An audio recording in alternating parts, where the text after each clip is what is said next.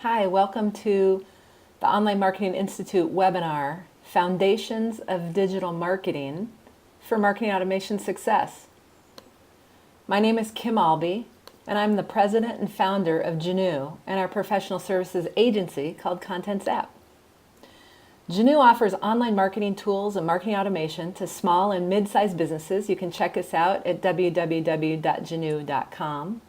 We also work with businesses to supercharge their online marketing and build and augment their marketing teams, and that is Content Zap. So today I'm really happy to be here, be with you, and we're going to be talking about what is a digital marketing foundation. What are the 4 fundamentals that have to be in place for a sustained digital marketing success? Now, I know that what we said is we were going to talk about the different stages of the buyer's journey and give examples of engagement. We're going to do that. Talk about how to segment and target through persona profiles. We're going to talk about personas. We're going to show you content pathways that you can develop. So we're going to show you all of this by actually giving you a live example. And then calls to action. So those are some things that we're going to be looking at. And how to build relationships with prospects and customers. What causes leads to trust you? We're going to talk about all of that today and give you links to where you can go get more information, download worksheets to help you really get going with this. The second thing, we're really going to spend the bulk of today walking through a live example. So a client that we work with, we're going to give you some examples of the fundamentals actually in practice, as well as the metrics that help you be successful. So let's jump right in. Fundamental number 1, who are you engaging?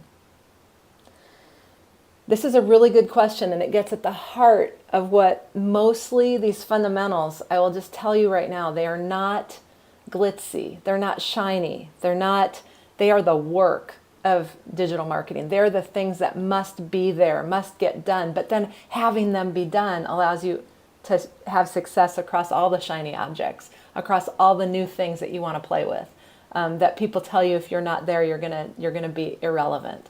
So if you don't have these fundamentals, you don't have anything to work with. So what we want to do is get you the things that you've got to have in place to work with. So the first question is, who are you engaging? Who's your audience? Do you think of them all the same way? Have you ignored this whole thing about personas? Because quite frankly, they're not easy. You have to do work to get them there. But the difference is, are you hitting the mark, or are you not even on the game board, right? Because with no engagement, you've got no demand. Now, the thing that you want to really look at is, what is the engagement? And do you have a way to measure your lead engagement, right? So we're going to be talking about that. But the real key is understanding your perfect customer. So if you think about your perfect customer, not all your customers, but the ones that, boy, if you could have more of those, that would make your company rock. That would have you thriving. That's what you want to look at. The key is really getting in their head, understanding their challenges, their issues, their aspirations, all of that kind of thing. You want to get so that you know, wow, if we could provide this, or we could help with that, and we can illustrate this, we can answer these questions, you'll know that that's exactly hitting the mark with your perfect customer and what they need to become your customer. Now, if you go out, we've got, I'm going to have these links that are going to show up periodically, that they're going to give you things that you can go and get more information on. So this one is a blog post that we did that also has a download that's a worksheet for how you can complete and build out a persona. So go on out there, enter any questions or comments too on the blog post. I invite you to participate, but use these resources to help you. Fundamental number 2, content strategy. Did you know that 80% of businesses, not just small businesses, but businesses in general, do not have a content strategy? Amazing, right? Because look at all the content that's out there. And there's a great quote. In fact, we just recently did a blog post out at contentzap.com, which is looking at content abundance equals attention scarcity. So there's way more content out there now. As brands get online, get on up to speed, and online, I want to say, like, you know, in the working of creating content strategies, mostly what they're doing is they're just creating content, and lots of it. So now, as a buyer, you've got to wade through that content. So if you're looking at this and you really do put together a strategy because you do understand your persona, who your perfect customer is, you don't want to just educate them. So you want to guide them.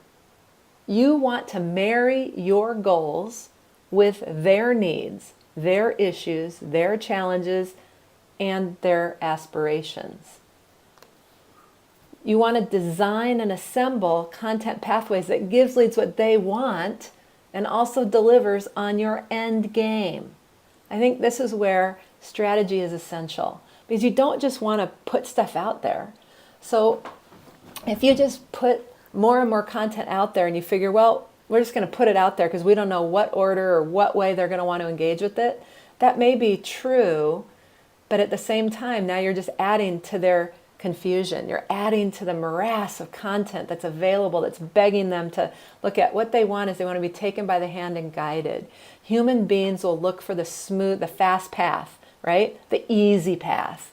One of the things that made, I'm going to digress, one of the things that made Fox TV so popular, and it came up and it became the most popular news channel in America, is because, did you know that 60%, this is a whole different rant, but 60% of their content is opinion. It's not fact, but the truth is their audience, that conservative audience, loves it. Why? Because they don't have to think.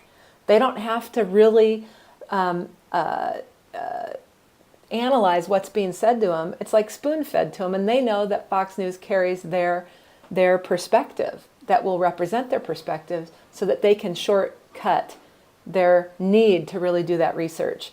Now, what I'm saying is that your content strategy needs to do the same thing. You want to deliver on your end game, which is getting more customers and having leads be engaged with you. You also want to give leads what they want, what they need. And the only way you can do that is understanding who you're talking to and then designing content pathways.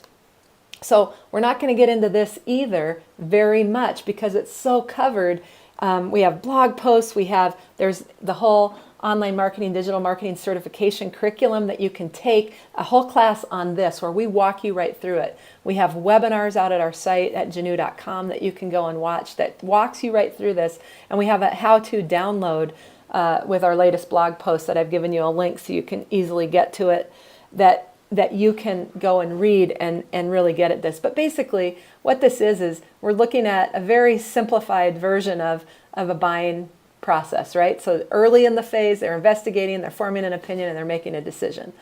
And then we have, what are the different conversations you could have with them? So as you're thinking about building a content pathway, you want to be able to cover these things so that as you offer your content and as they consume it, you can approximate where they are in their buying process, and you can offer them things and think about it. So this helps you frame that conversation up. Fundamental number 3. Calls to action. This is largely missing today, and it's a huge potential for making a difference with your strategy and your marketing. So I would submit to you that if you made your calls to action mandatory, so that every page, every email, every blog post, and social media posts mostly have calls to action in them, where you're clear about what you want them to do, but not just what you want them to do, like I want you to do this one thing, but you want to think about if they don't take that action, what else do you want them to do? So you think it through ahead of time.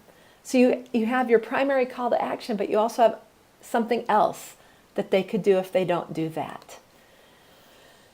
And when you think about your calls to action, the lazy ones are contact us. Right? Contact me, contact us, or request a quote. The problem with them is that the majority of people don't want to talk to you, don't want to contact you. You know, think about walking into a store. You walk into a store and the salesperson comes up and says, "May I help you?" And what do you say? Let me hear it. That's right. No thanks. I'm just looking. Even if you know what you're there to buy. Just looking, right? So 95%, okay, I'll give it a margin. 95% of the people who visit your website that engage with you, they're looking for information that's going to be of value. They don't want to get into a sales conversation. They don't want to talk to you yet. They don't know you. People are shy, right? So you want to ask yourself, well, if I'm into this content, if I'm into this blog post, if I'm, really loving this, what do I want or need that will help me clarify, to better understand, to implement something? What would be helpful? And then you create that for them, and we'll show you this happening, okay? Think about building a call to action library. Now, as you build it up, you can reuse calls to action. Not everybody's going to take every single call to action, but as you write your content, as you approach the different aspects, you'll have calls to action that you can reuse for different things. And if you build a call to action library, you're going to make that easy to do, which is key. If it's not easy to do and easy to implement, guess what? You're not going to do it. Particularly in the SMB market, you're certainly not going to do it. Why? Because you're already stretched. Time is stretched. You have to do a gazillion things with very little resources, right? So if it's not easy, you're not going to do it. But the thing is that getting these fundamentals right isn't easy. So getting your call to action created is going to take some effort. It's just the fact. It's going to take effort. You want it to represent you. But there are ways to do this and ways to add to it that make it straightforward. Now measure your calls to action conversion and your engagement effectiveness. You want to do this. We're going to show you that it's possible to do this, and it's fairly straightforward to do this. It gives you ways to improve what it is you're up to. And always challenge yourself to improve. Use the metrics. So many people I talk to, they have some metrics, right? But you don't want to get into Google Analytics. It takes almost a PhD to be able to pull out of Google Analytics what's working and what isn't, because you have to set it all up with your goals and your all this stuff, right? And if you have more than one website, which in the example I'm going to show you, they do, you got to know things across sites, because you do cross-site promotions. You have different sorts of things that you're up to. So you want to be able to get at this easily and be able to move with it easily. And fundamental number 4, automation and measurement. So when you get the first fundamentals right, when you get those in place, then using marketing technology to automate and measure is going to allow you to refine and tune your efforts. And the one thing that I will say, and studies back me up on this, is that marketing automation, using it effectively to stay in touch and do things automatically for you that are thoughtful, that deliver on your content strategy, can increase your year-over-year revenue by 150%. That's huge. If your company could improve your revenue gains from last year to this year by doing 150% better in the increase in revenue that was delivered than they did last year, you'd probably be interested in that, right? So that's partly what we're looking at. The fundamentals allow for everything. So understanding your perfect customer, assembling a content strategy that guides your leads, and asking for action now, building a call to action library, allows you to send relevant emails, trigger engaging nurturing sequences that build relationship and trust, use social media to drive not only community and traffic, but inbound lead generation so that people find you, they share you, they find you, and they're now part of your list. They're part of your leads that you can follow up with. And then the icing on the cake, right? Work with sales to turn them into customers. So that's the game here, and that's what we're in for. Those are the fundamentals to think about. So you want to get solid on the fundamentals, and this is covered in Online Marketing Institute's digital marketing certification classes that we put together as a 7-part curriculum. Let's go through what it covers. 1, your target audience. We go in depth about personas. It's a full 45-minute video that gives you all the goods about what to go capture, how to get in their heads, how to do the research, Also, there's a worksheet you can download that goes more in depth as well. And so you can really build that out and get clear about it. The second class, how to design content pathways. Just like we talked about, we walk you right through how to do it, give you a good handle on that, so that you can build out content pathways that are going to engage that perfect customer that you've outlined. Lead generation fundamentals. How do you go about lead generation anyways? What are your options? What are the ways that you can engage people initially, add them to your list and continue to engage them and turn them into customers? What's that top of the funnel lead gen picture and options? What do they all look like for you? 4, how do you really conduct email marketing? Both moving from more of a batch and blast to a very segmented strategy. How can you do that? What do you need? How can you think that through? Lead nurturing. So that's the next step, is very highly targeted, in fact, triggered based on what your leads are actually doing with your content. How do you put those together? How do you set those up? How do you come at those? Coordinating with sales. Alignment between sales and marketing has been an issue forever. You still hear people talking about it. In fact, we have an upcoming blog post that we're going to post about it that's going to be a lot of fun. But you want to really think about that. And so we give you a lot of creative ideas about how marketing can approach sales and work with sales to really build a cooperation and a coordination with your sales team. And then finally, what are the measurements and metrics that you really need to watch and understand and monitor? And how do you go about doing that? So it's 7 classes that get you solid in the fundamentals and also have you with a strategy and implementing it. And if you're interested, there's a link you can check out to view that curriculum at the Online Marketing Institute website and sign up. Highly recommended for you to do that. Okay, so now let's look at this in practice. Let's look at, how does this get implemented? So this is where the fun starts. We're going to take one of our clients, Human Systems Dynamics Institute, HSD. They are. This is pulled right from their hsdinstitute.org website. Is a collection of concepts and tools that can help make sense of the patterns that emerge from chaos when people work and play together in groups, families, organizations, and communities. Now you may be going, huh? I get it.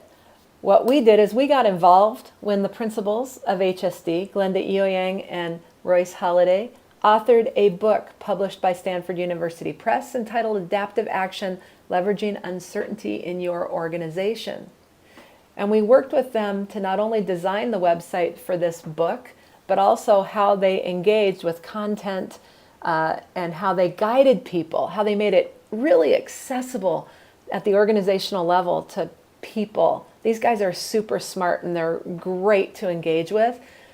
But then how do you make this stuff really accessible to people in organizations and that sort of thing? 'Cause they work with a lot of organizational change consultants, people that are working at that level in their organizations, that are interested in government organizations and schools and school systems, very widely regarded in that world. And so is their whole philosophy and practice of adaptive action.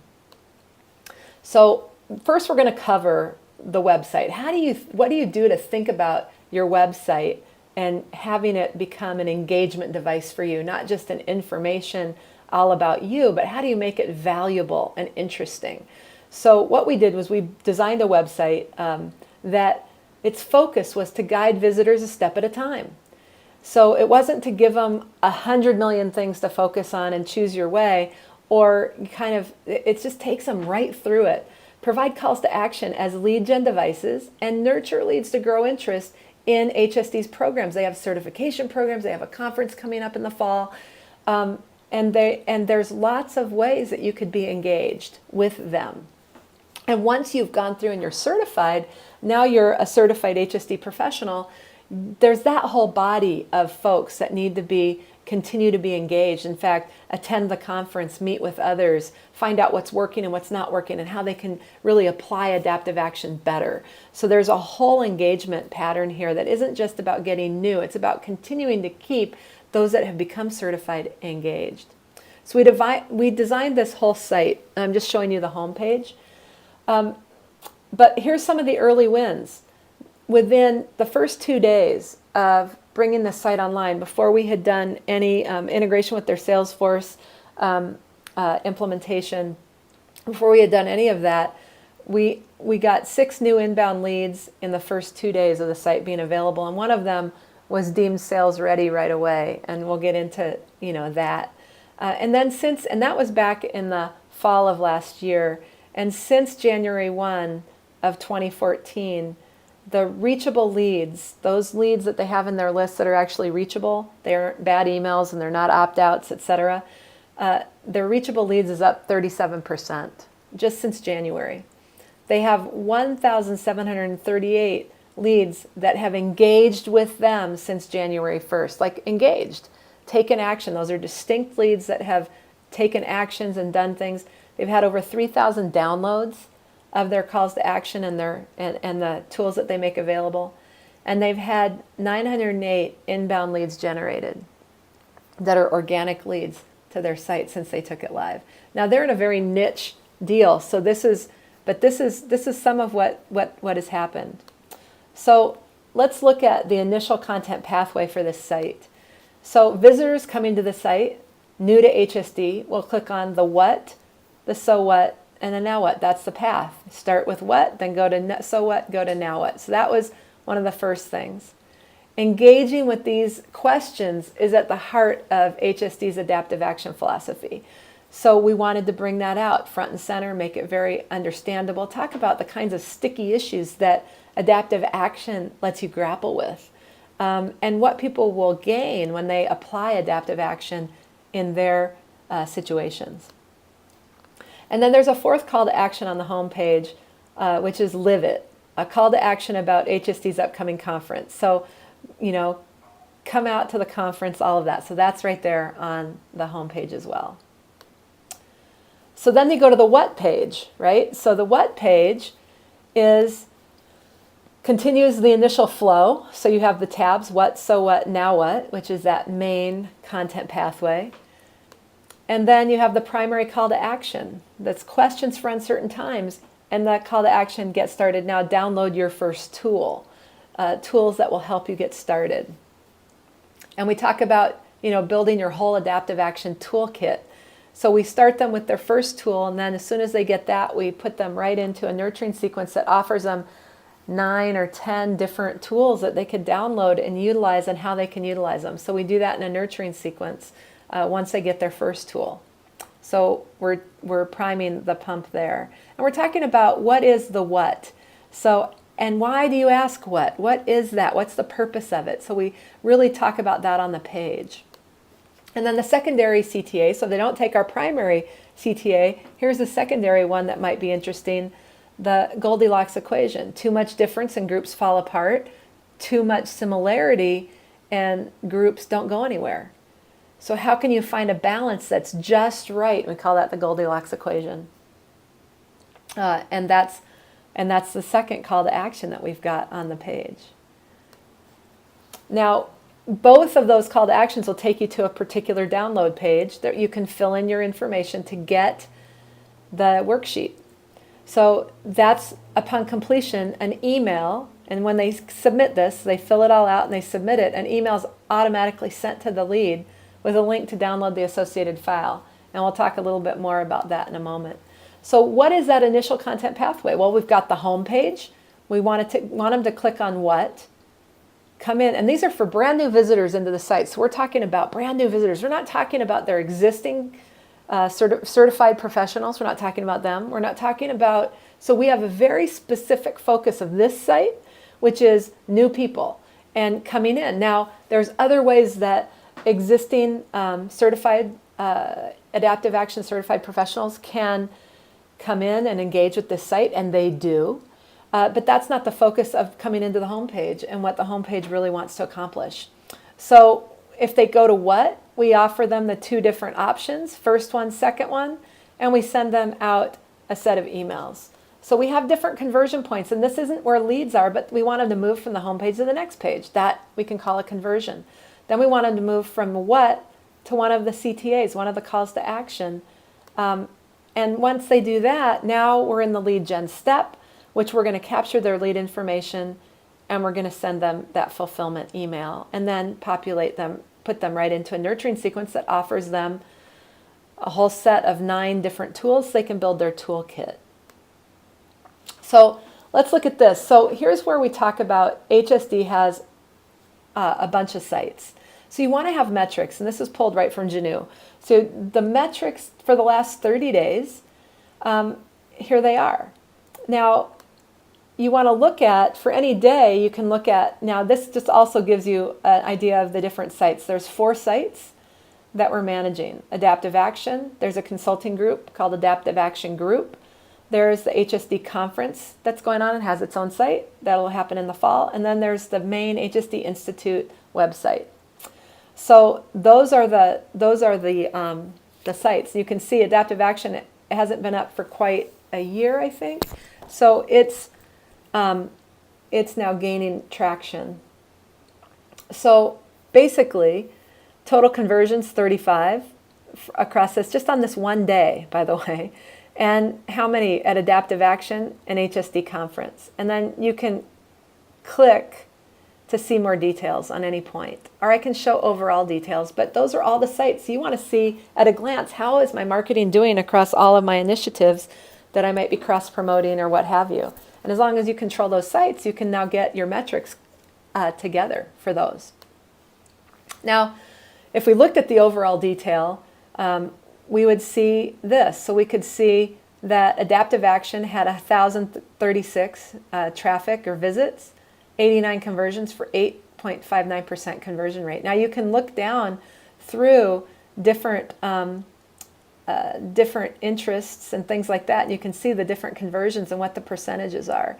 So some pages really converts. This is a download page. This is where you're actually going to complete a form. So you have 95 people that went there in the last 30 days. 60 completed the form for 63% conversion rate. That's pretty fun, isn't it? I mean, just knowing that. Can you pinpoint that on your pages where there are forms? Can you know, hey, it's working or it's not? That's what you want to be able to find out.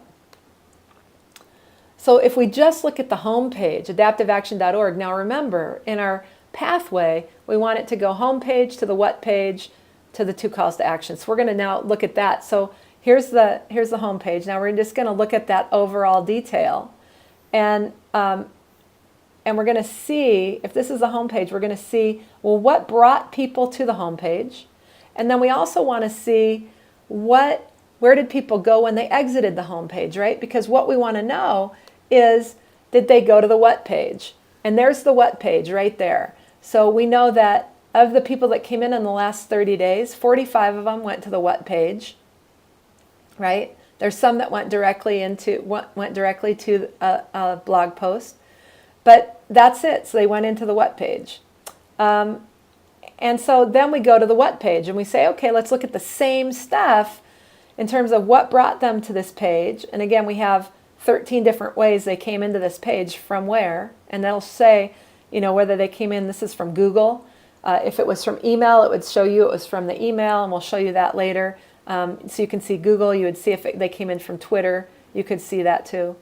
And then where did they go? So here we want them to take the downloads, right? So here's CTA1.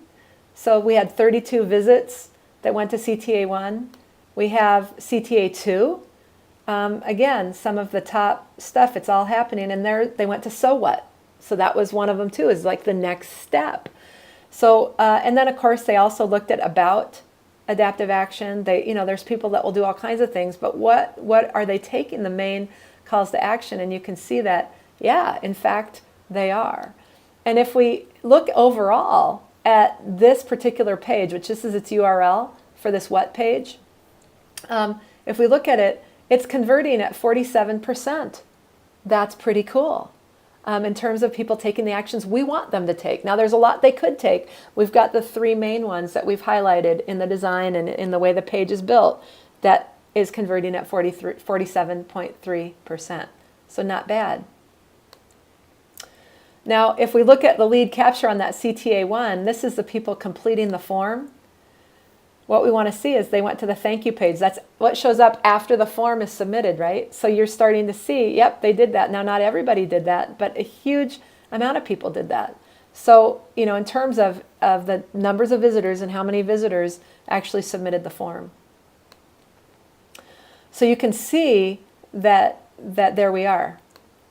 And if I look at how many organic leads did I get, how many existing, maybe we used an email to point to this as well, but that of people that came in, that people that we already knew about.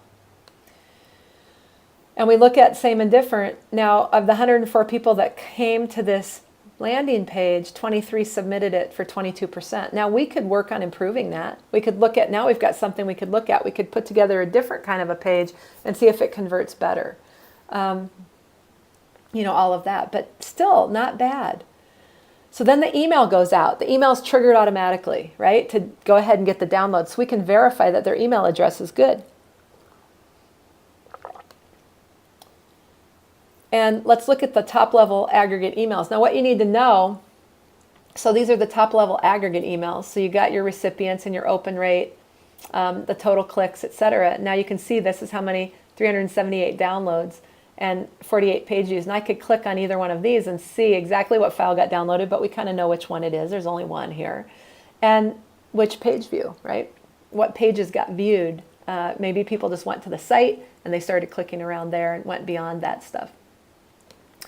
But at the same time, we don't just send this one email. So this is the first email that gets sent to them, but we send the fulfillment. We send this email out up to 3 times. We give them 3 opportunities in case they're busy and they missed the email, they get it again, and then they get it again. And as soon as they download, they stop getting any fulfillment emails, and they trigger into a series of 11 emails offering them additional tools so they can build out the toolkit. So that's the way that we're going to stay engaged with them. Interestingly, what we found out is that people were enamored with the site. And so the site itself, without any prompting, was averaging, sometimes averaging multiple downloads right away. So we thought they'd get the first download and then we'd nurture them into the additional downloads. We were finding that some people downloaded four things right away off the site. So that had us know that this site has good engagement. But at any rate, so those are our emails. So what this email caused, these metrics here go way beyond the links that were clicked. So a link could be clicked, but that may not lead to anything, but you want to know what else got led to. So if they click an email and then they traverse around your site, you're going to want to know, well, what are all the things that people did? What did this email really cause? Okay, let's move to part 2, which is basically continuing engagement via emails. So HSD has an outreach plan that is executed every month to continue interest, not just from new leads and new people, but also from their certified HSD professionals. So let's look at how they engage every month. So here's the pathway. The mid-month, middle of the month, an email called the Attractor's email goes out. It goes to a blog post and it has a new tool people can download. So they talk about it in the blog post and they download it, and we fulfill that via an email. The beginning of the month, they have what they call the Change the World email, which is also a blog post with a new tool and a fulfillment email that goes and fulfills that. And then at the end of every month, they have what they call their live virtual workshops, basically a webinar.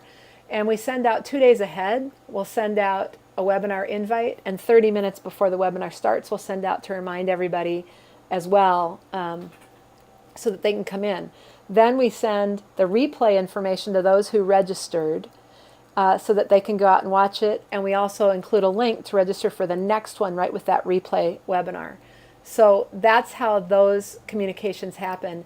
And they happen every month. So we're going to get a click from the email. We're going to get a conversion from the blog post to the download page. And we're going to track engagement. All the way across this, we're going to track engagement. But if anyone forwards the email, we're going to also get lead gen from anyone new that would come in from any forwards or shares of this email that might go on. So we may also have social media stuff here. And they also do social media outreach and have both a Facebook page, they have a LinkedIn group, they've got, there's different ways they're participating with social media as well. So let's look at just their continued engagement via email, because this is where you can really shift some things up. And I'll talk to you about the benefit of marketing automation as well, because it's going to track everything that leads are doing. So this is going out to their existing set of leads here. So let's look at this Attractor email, because it just went out. The Attractor email sent the middle of the month contains a new tool that helps with some aspect of implementing the adaptive action principle. So we're going to tease it out here. We're going to say, go check out the blog post. And then we're going to, on the blog, we're going to have that call to action. Now notice down here, we also say, hey, we've got a conference coming up. So we always include something that's going on. They might have a certification workshop that people can sign up for to attend, or they could have, you know, and then over here on the side we have the live virtual workshops. They could go out and they could register then. So this email covers a lot of ground, but the main primary thing is this first piece right here for that ongoing engagement. Now let's look at the email metrics from this last send that just went out. A 15% engagement, 311 click-throughs, that 71 of which completed the form, meaning that they took that download as well. They took that call to action just from this email. And then they got 4 social shares, and they got a whole bunch of page views. And we could click here and find out, if it was live in the tool, it's in a slide, and find out, you know, well, what all were the pages that got looked at. So you can drill into just even from email metrics to see what all was caused from this email, to give you ideas about how you could do other things, or how you might be able to engage, or what content is working. Now, the click-throughs by links, we've got, so there was a couple that went to the system mapping, that's the blog post, live virtual workshop registration page, things like that. So you've got, and then here's the conference. So we had that conference link in there, and those went off to the hsdconference.org, and that's going to show up in one of these page views right here. And then the Reg Online, so people who actually wanted to register for the conference could click. So these are just click-throughs by links that were in the email. So you can still see that stuff, but you're going to see way beyond it here with what all got caused. So let's take a look at that blog post. So here's system mapping for you. What is a system map and why should I care? There's the blog post. And then you'll see that here's the call to action. Now, as we're specifically talking about call to action, how can you build them? We've kind of been exploring with great success kind of a 2-stage button. So it's a hover button. So as soon as your mouse goes over it, now it works really great, I will tell you, on a desktop. But we can also look at what's engagement, and we'll do that in a minute, what's engagement from tablet and smartphone, which doesn't necessarily get the rollover states. So we'll show you that, because it's just as good. But basically, you can see that there is that rollover state that you can go back and forth from. So at any rate, and then also, so that's at the top right, but also at the bottom of the blog, we have another call to action that also does the same sort of rollover, but it's a wider. So they have different formats, but basically wherever people are, you've got it. And then you can see they show up before the comments in the blog. So it's quite nice. And this is, of course, going to take them to that download form, which they then complete, go to the thank you page, and they get an email with the link to the tool.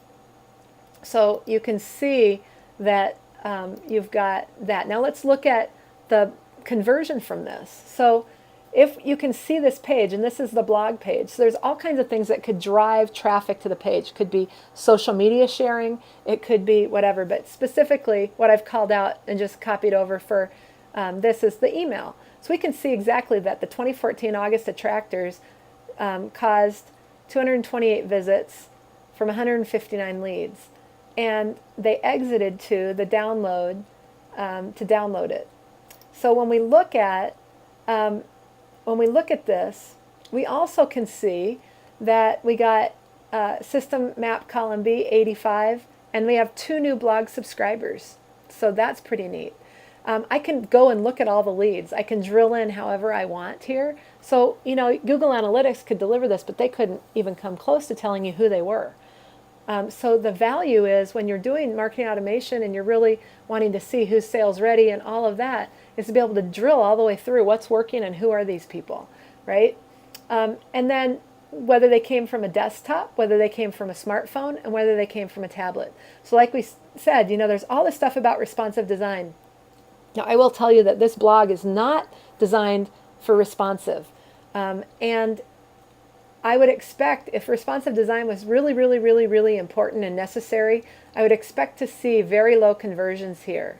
But if we were to do the math, given the numbers of visits by smartphone and tablet, then these would be very different. So it would be, there'd be non-existent, right? But the percentages actually bode very, very well.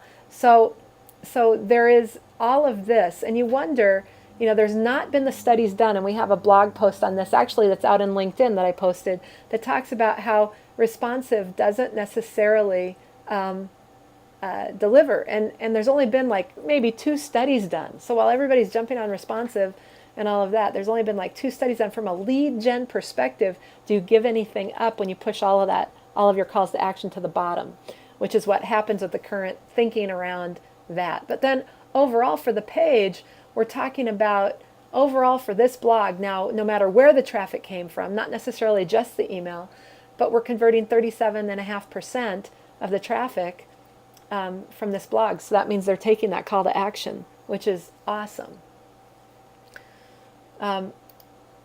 So now let's move into part 3, lead engagement. So here's the part where mostly this remains invisible. So not only, you may have a big list, like say they have 7,800 leads, but only 4,500 of them are reachable. So what are you doing to grow your reachable leads, right? So lead gen and all of that. So we're basically saying, here's your overall baseline, where you are. Here's your organic leads that came in this month, your imported, what came in maybe from trade shows or business cards or whatever you added. And then your total minus your bad emails and your opt-outs gives you a net new reachable, right? So then we want to know, is your net new reachable going up or down? Now you can see they had a big import list last time, but they're doing significantly better on their organic inbound. That's up 59%, but the overall net new reachable is down 23, right? So it gives you this idea about how are we growing. And you'll see on the, let me go back one. So one of the things you'll see here is imported. So if a lead that engaged had been an imported lead, then we would have seen that right here. Like that's a lead, but it's an imported lead that had been engaged. So you can start to see how good are your import lists doing versus your organic versus, that. So you'll start to see all of that going forward. Now, do you know which leads are engaged in your marketing? So we have this engagement number here. What the engagement number tells you is within the last 30 days, because we're looking at the 30-day period, so it would be whatever period you're looking at, how many engagements did you have? How many activities? So we're talking about email clicks, downloads, social shares, social follows, blog subscribers, or blog comments. So that's what we're looking at here in terms of really starting to see what's going on. So you want to understand what content's working. So we could say, well, what emails got clicked through? And I can click and I can look at that list. What downloads? What things got downloaded? What files? What did my social shares look like? Who shared me on social? How about my follows? Same with comments and subscribers. So you can understand what content's working. You can understand what is most engaging to your set of leads. What's working? Is your engagement number, is it going up or is it going down? And again, consistency is key with all of this stuff. So you'll notice that with what we're looking at with part 2, they have a regular monthly rhythm that they move to here. And that means every month, month in and month out, that content's getting produced. And it gives them, a huge CTA library to go with. They can build lots of different things off of that. And that gives them reasons to exist in social media and outreach that they can do, etc. In addition, the principals are very active. So Glenda, for instance, has a TED Talk. So that gets to be promoted. There's all kinds of things that are ancillary that also get to be engaged with and promoted. So get perspective on social sharing and follows, what's really occurring. And how would you treat these in specific ways? Would they, are there influencers that you can work with differently, that love to share you on social, that may push out specific messages when you really need to get the word out about something, for instance. So you want to look at those things. And you can click through any of these numbers to dive into the details and really drill in. And you can click through any of these numbers, etc., so that you really can get your arms around patterns that are emerging and what's really occurring. The one other thing I want to talk to you guys about today is really the value of lead nurturing. So I've talked with you about and shown you what the regular email stream is on a month-to-month basis of the different things that HSD does. And I've also shown you those metrics. And so you can see that when they send emails out to their entire lead list, that's great. It's good stay in touch information. It can be very valuable, and you've seen the results that they've gotten. It's fairly encouraging, right? It's great. But at the same time, the open rates are 15% to 20%. You're seeing that sort of result. So I want to talk to you about the value of lead nurturing. And lead nurturing is not your batch and blast, stay in touch conversations. Lead nurturing is about listening to what leads want, what they're interested in, and then providing relevant things around that. So we spoke earlier in the conversation when I mapped out kind of what the strategy was that HSD was employing, that as leads come in and identify themselves or download their first tool or what have you, we put them into a nurturing sequence of emails, about 10 emails that go out that get sent. So when you acquire a lead, having an easy way to follow up automatically with relevant messages and calls to action can help build relationship and trust with your leads. It can keep the pot at a steady boil while you're focusing on closing leads, you're focusing on generating your new content and all of that. You can have just this engine running in the background that can be really, really great. And you can continue to provide value, and you will stay top of mind with your leads and converting more of them into customers when the time comes, because you're staying in touch, you're giving them relevant, valuable things that are right along the line of what they've shown interest in. So it's not about automating a batch and blast strategy, it's about really listening. So if somebody, for example, downloaded an ebook, well, do you follow up with a whole new topic, or do you break that ebook down for them in ways that make it meaningful and bite-sized and things like that? So there's things that I want to show you. So I'm just going to really quickly, because there can be a whole nurturing sequence engagement strategy, but here's the set of emails that go out. Here's a set of emails that go out, and you can see if you look at just opens, then you can see that their open rates go from anything from a low of 46 to a high of 59. That's phenomenal. And it doesn't give up. It doesn't taper off as they go through. It stays relevant. It stays up there. It varies. And then you can also look at the better metric, which I like to look at as click-throughs. So unique clicks, those would be leads.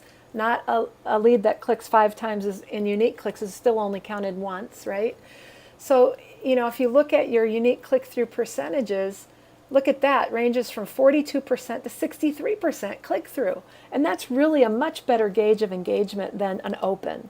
So I think we look at opens because our click-throughs many times are so low, it would be demoralizing. So, but what you want to know is that when you target that highly into a lead's interest, right, to what they're showing you they're interested in, not what they're saying they're interested in, what they're showing you they're interested in, you can continue keeping that pot boiling. You can stay top of mind because you're giving things, you're giving information of interest, messages of interest, calls to action that you can then measure. Now, in a nurturing sequence, these things with marketing automation technology are triggered automatically. So in this case, a new email is sent out every 10 days for 110 days overall. So every 10 days, they're getting a new email that says, hey, did you check this out? Because if they're going to work with a tool, you want them to kind of try it out. So who wouldn't love these sorts of metrics, right? Okay, so enough said about that, but I really want to earmark it because it can make a huge difference in how you engage your leads. Now it's turn for you guys to move the needle. So I'm going to challenge you in this webinar to write down, just take a few seconds and write down the things that, or circle them in your notes, the things that you can implement after this webinar is over. And then go do that. Otherwise, this webinar will be a great idea. It will be an interesting way that you just spent 45, 50 minutes. But what will really make a difference is for you to take action. So I'm going to give you some ways that you can take action right now. And it all corresponds to the key takeaways of the webinar.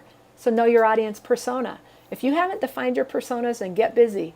Go out, read the blog post, download the worksheet, and pay attention. Put them together. Use them.